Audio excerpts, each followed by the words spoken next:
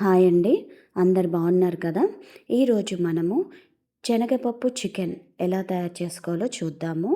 ముందుగా మా రెసిపీస్ కనుక మీకు నచ్చినట్లయితే లైక్ చేయండి, షేర్ చేయండి, ఫాలో అవ్వండి.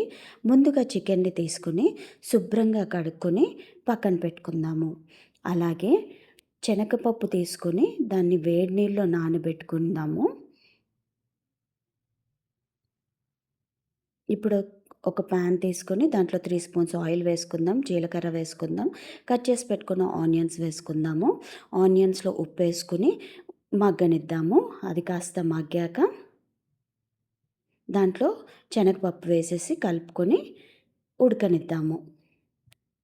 ఇప్పుడు కొంచెం ఉడికాక దాంట్లో అల్లం వెల్లుల్లిపాయ పేస్ట్, కారం, పసుపు, ధనియాల పొడి, జీలకర్ర పొడి వేసుకొని బాగా కలుపుకొని మూత పెట్టుకొని మగ్గనిద్దాము.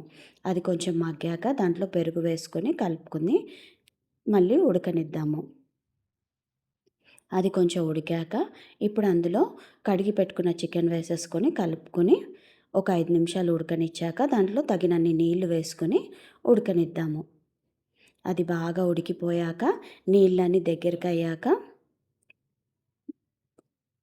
ఉప్పు చెక్ చేసుకొని దాంట్లో కొత్తిమీర, కసూరి మేతి, చికెన్ మసాలా వేసుకొని 5 నిమిషాలు ఉడకనిచ్చి బంద్ చేసుకుంటే ఎంతో రుచికరమైన శనగపప్పు చికెన్ రెడీ అయిపోయినట్టే.